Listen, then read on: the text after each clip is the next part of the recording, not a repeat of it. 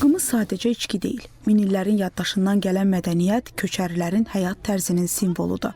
Bu içki madyan südündən hazırlanır. Bu içkiyə bir çox şairlər və yazıçılar da təriflər yazıb. Hətta Puşkin, Çexov və Lev Tolstoyun belə qımız vasitəsilə sağlamlıqlarını bərpa etdikləri deyilir. Qımızın faydaları çoxdur. Köçəri xalqların əsas qidası ət və süddür. Bu içkilərdə təkcə zülal, yağ və karbohidratlar deyil, həm də bütün vacib vitaminlər və minerallar var. Başqa sözlə, insan orqanizmi üçün lazım olan hər şey qımızda mövcuddur. Bugünkü bayram da təsadüfi deyil. Məhz may ayının ortalarında qımız hazırlanmağa başlanır. Kumuz murunduq da bu mövsümün ilk məhsuluna həsr olunur. Qazaxıstanın müxtəlif bölgələrindən gələn ustalar, fermerlər, sənətkarlar və vətəndaşlar iştirak edir. Festival çərçivəsində onlarla növ qımız təqdim olunur.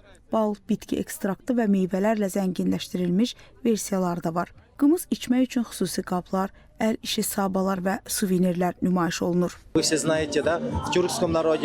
Bildiyiniz kimi Türk xalqlarında qımız çox dəyərli və faydalı içki hesab edilir.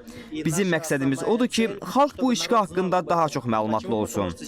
İndi elə tendensiya var ki, gənclər əsasən enerji içkilərinə üstünlük verirlər. Halbuki bu içkilər sağlamlıq üçün çox zərərlidir. Biz istəyirik ki, gənclər, böyüyən yeni nəsil bu dəyərləri tanısın və milli içkimiz olan qımızın faydasını başa düşsün.